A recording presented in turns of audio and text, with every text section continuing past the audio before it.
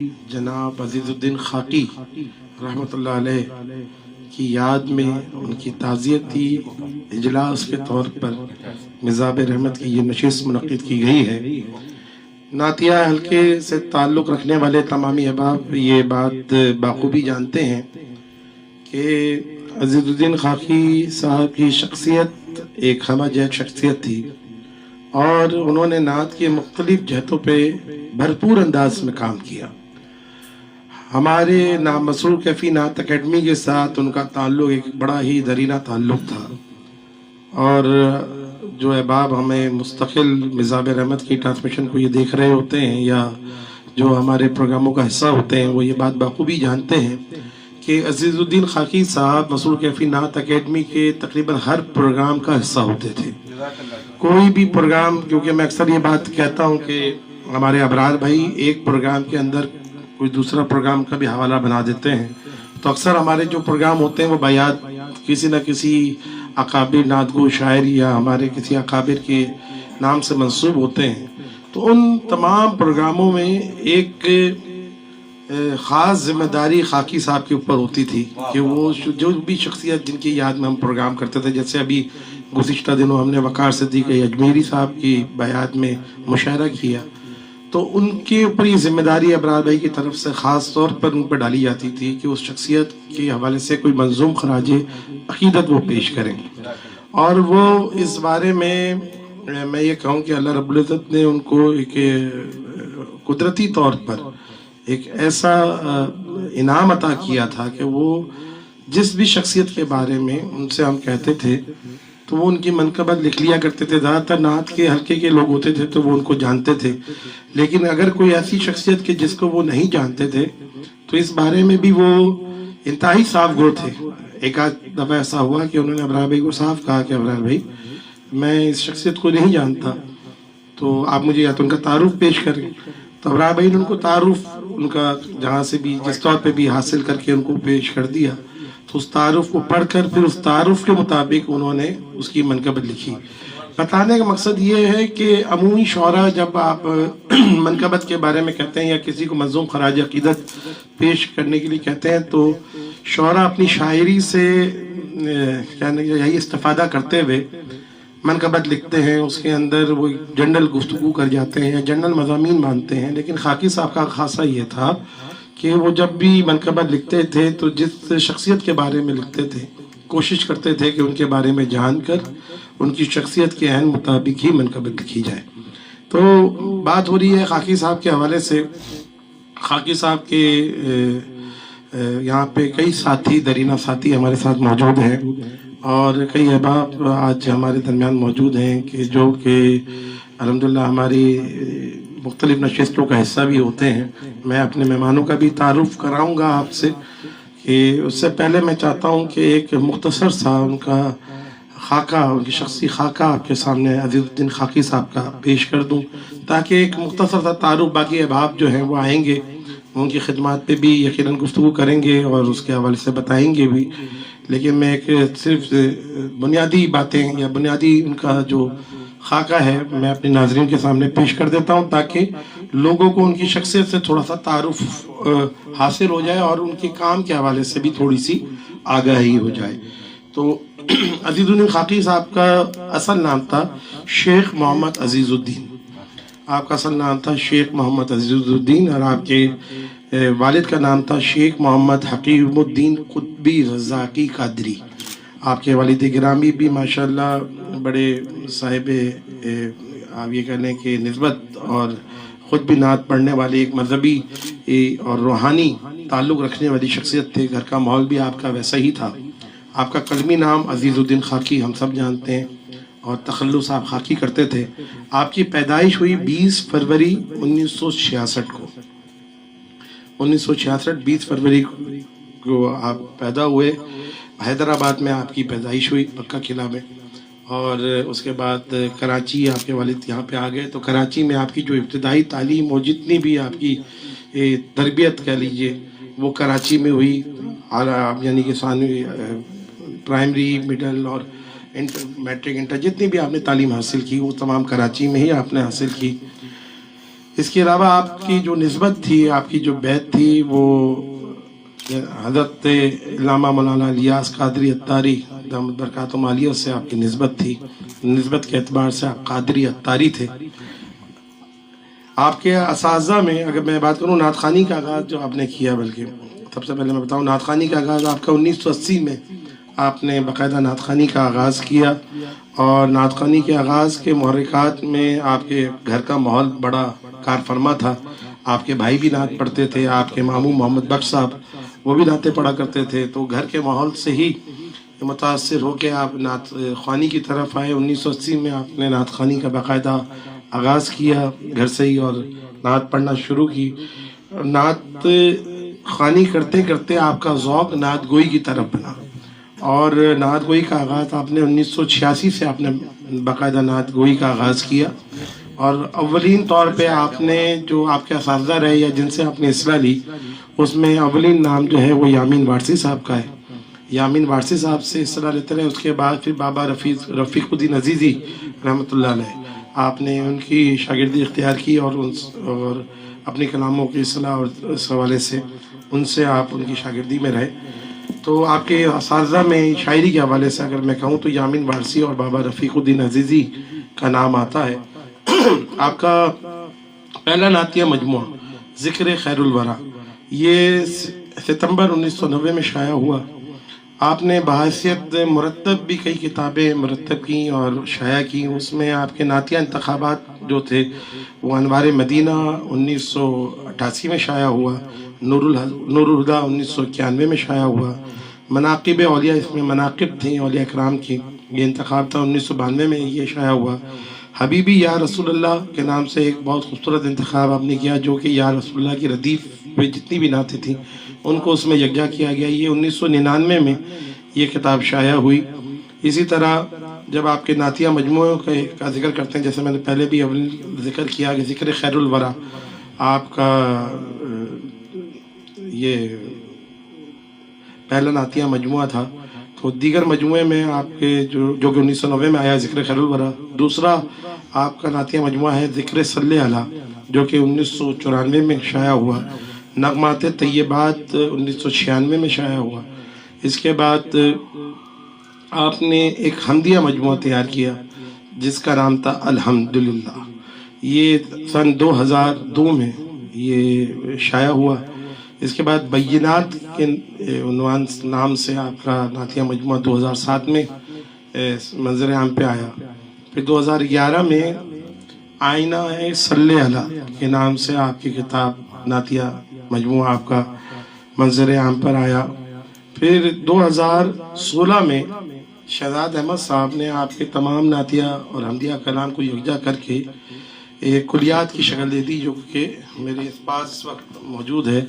یہ کلیات عزیز خاکی، یہ کتاب 2016 میں شائع ہوئی، جس میں آپ کے جتنے بھی اس وقت تک کے جتنے بھی کلام شائع ہو چکے تھے یا جو کتابیں موجود تھیں وہ کلام اس کتاب کا حصہ بنے. لیکن اس کتاب کے بعد پھر ایک کتاب آپ کی آئی، وہ ہے آیات نعت، جو کہ 2022 میں شائع ہوئی. تو خاکی صاحب کے یہ نعتیہ مجموعے اور نعتیہ انتخابات کی ایک فہرست تھی. بطور نعت خواں بھی بہت وہ فعال تھے، محافل کا حصہ تھے، مختلف محافل کا حصہ ہوتے تھے بطور نعت خواں بھی، اور پھر مشاعروں میں بطور نعت گو بھی بھرپور شرکت کرتے تھے. تو میں نے جو بات کی کہ ہمہ جہ شخصیت تھے، تو ایک طرف نعت خوانی کے شعبے میں بھی بھرپور فعال تھے، تو اسی طرح نعت گوئی کے شعبے میں بھی بھرپور فعال تھے. تو نعت خوانی کے حوالے سے انہوں نے نعتیہ کیسٹس بھی اپنی ریلیز کی. تو 4 کیسٹیں ان کی آئی. پہلی کیسٹ ان کی انوار مدینہ کے نام سے آئی، دوسری ذکر صلی علی کے نام سے آئی، تیسری مدینے کی حسرت، اور چوتھے کا ٹائٹل تھا مدینے کے جلوے. یہ 4 اس وقت آڈیو کیسٹ کے زمانے تھے. تو یہ 4 کیسٹیں ان کی ریلیز ہوئی. اس کے بعد 2004 میں جب ڈی وی ڈی کا زمانہ آ گیا، سی ڈیز کا زمانہ آیا، تو 2004 میں انہوں نے اپنی ڈی وی ڈی ریلیز کی جس کا عنوان تھا سرکار اپنا روضہ انور دکھائے گی. یہ بڑا معروف کلام تھا اور محفل میں بڑا معروف ہوا، بہت پڑھا جاتا ہے، آج بھی پڑھا جاتا ہے. خاکی صاحب کے مشہور کلاموں میں سے یہ کلام تھا. یہی کلام اس ڈی وی ڈی کا ٹائٹل تھا. اس ڈی وی ڈی میں انہوں نے یہ کلام خود پڑھا تھا. اور ابھی انتقال کے وقت میں بھی کئی لوگوں نے یہ کلام سوشل میڈیا پہ دوبارہ وائرل بھی کیا، لوگوں نے دیکھا بھی. تو دوسری ان کی سی ڈی 2013 میں آئی جس کا عنوان تھا آئینہ صلی اللہ. اسی طرح یہ تو دو جہتیں میں نے آپ کو بتا دی، نعت خوانی، نعت. تیسری ان کی جو جہت تھی وہ نعتیہ صحافت تھی. خاکی صاحب نے نعتیہ صحافت میں بھی قدم رکھا اور جو پرچہ انہوں نے جاری کیا اس کا نام انہوں نے رکھا دنیائے نعت. دنیائے نعت کا جو پہلا شمارہ تھا وہ اگست 2001 میں شائع ہوا، اور اس کی ایک خاص بات، یا آپ کہہ لیں کہ اس کا ہر ایک پرچے کا اپنا ایک تھیم لائن ہوتی ہے. تو خاکی صاحب کی تھیم لائن جو تھی وہ ان کے شمارے کے سر وقت سے سمجھ میں آتی تھی کہ اس وقت کے جتنے بھی فعال شعراء تھے، نعت کے حلقے کے لوگ تھے، ان تمام کی تصویریں اس کے سر وقت پہ شائع کی گئیں. اور میں سمجھتا ہوں یہ ایک تاثر دیا گیا کہ یہ دنیا نعت کے لوگ ہیں کہ جو آپس میں ایک دوسرے کے ساتھ کنیکٹ ہیں. میں اکثر یہ بات کہتا ہوں کہ ایک ہماری فیملی ہے جو ہمیں رشتے اللہ نے دیے، خون کے رشتے ہیں ہمارے، اور ایک ہماری فیملی ہے نعت کی فیملی ہے، جو یہ وہ رشتے ہیں جو سرکار کے ذکر کی نسبت سے بنے ہیں. اگر آج ہم یہاں پہ بیٹھے ہیں خاکی بھائی کے لیے، یقیناً وہ ہمارے سے جو ہمارا تعلق تھا وہ نعت کے وجہ سے تھا، لیکن کہیں میں سمجھتا ہوں یہ رشتے جو ہے سگے رشتوں سے زیادہ کہیں قیمتی ہیں. تو اس رشتے کو ظاہر کرنے کے لیے اور اس رشتے کو مستحکم کرنے کے لیے بھی انہوں نے ایک تنظیم بنائی جس کا نام تھا تنظیم استحکام نعت. تو اس مستحکم رشتے کو مزید مستحکم کرنے کے لیے انہوں نے دنیا نعت کا اجرا کیا، اور جو کہ 2001 میں شائع ہوا پہلا شمارہ. اس کے بعد اس کا دوسرا شمارہ انہوں نے جو شائع کیا اس کو خاص نمبر بنایا، بابا رفیق الدین عزیزی کے نام کیا. اور یہ میں سمجھتا ہوں ایک بہت بڑا علمی کام تھا، کیونکہ بابا رفیق الدین عزیزی رحمۃ اللہ علیہ ایک درویش صفت انسان تھے، اور میں یہ کہوں کہ ان کے بارے میں علمی یا نعت کا حلقہ جو ان کے قریب تھا وہ تو جانتا تھا، لیکن ایک بڑی دنیا شاید ان سے اتنی واقف نہیں تھی. تو ان کے حوالے سے جب یہ نعت نمبر آیا تو ان کی شخصیت اور ان کی علمی قداوری کے حوالے سے لوگوں کو بہت آگاہی ہوئی، اور ان کی شخصیت کو سامنے لانے میں اس نعت نمبر نے بہت بڑا کردار ادا کیا. تو یہ ایک بہت بڑا کام تھا. اور حقیقت ہے کہ بابا رفیق الدین عزیزی جیسی شخصیات بہت ساری ہمارے ارد گرد موجود ہیں جو کہیں نہ کہیں نظر انداز ہو جاتی ہیں وقت کے بھاگ دوڑ میں، لیکن جو فقیری درویشی سنبھالے ہوئے اپنے کہنا چاہیے کہ خانقاہوں میں یا اپنی کٹیوں میں بیٹھے ہوئے، بابا رفیق الدین عزیزی ان درویش صفت انسانوں میں سے ایک تھے. تو ان کی شخصیت کو، ان کے علمی کاموں کو اس پرچے کے ذریعے انہوں نے منظر عام پہ وہ لے کر آئے اور لوگوں کے سامنے انہوں نے ان کی شخصیت کو رکھا. تیسرا جو ان کا شمارہ آیا وہ نعت نمبر تھا، اور وہ بھی ایک خاص نمبر تھا نعت کے حوالے سے.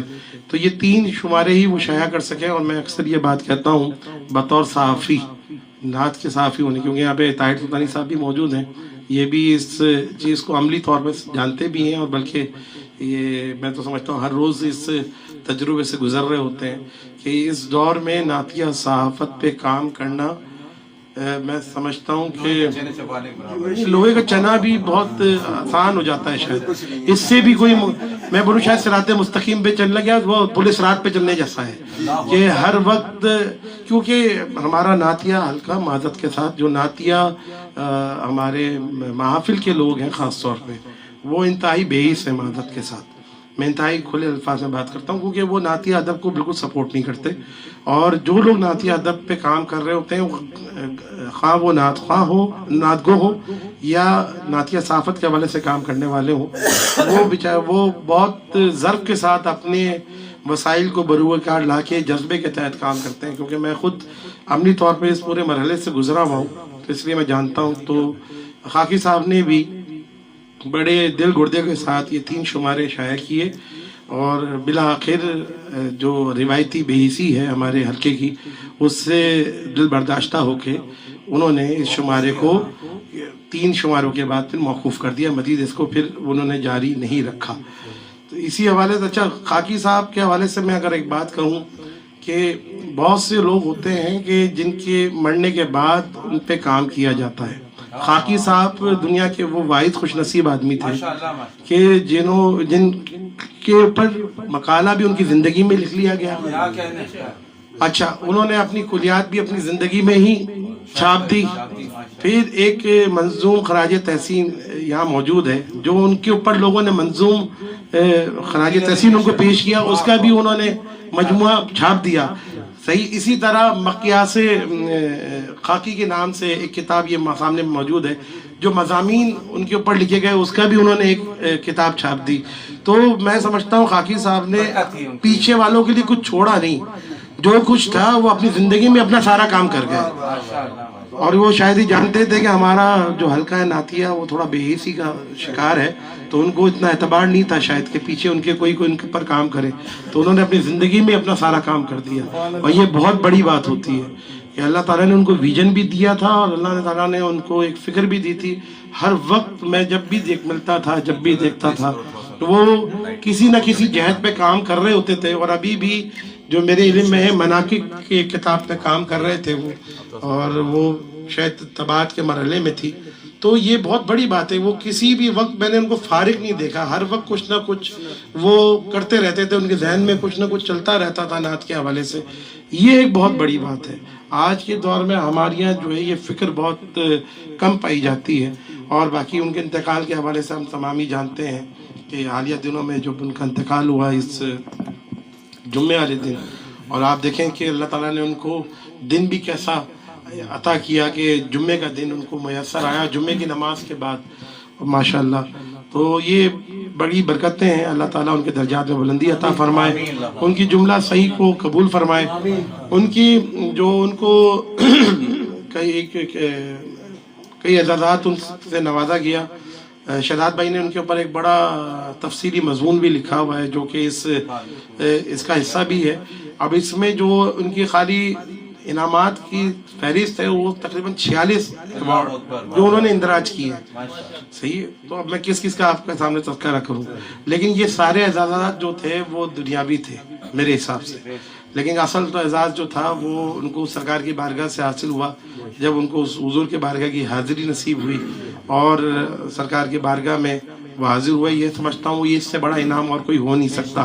اور ان کی قبولیت یہی ہے کہ اگر آج ہم ان کے لیے بیٹھے ہیں, یقیناً یہ ان کے اخلاص کا نتیجہ ہے جو انہوں نے ساری زندگی نعت کے لیے اور احباب کے لیے پیش کیا.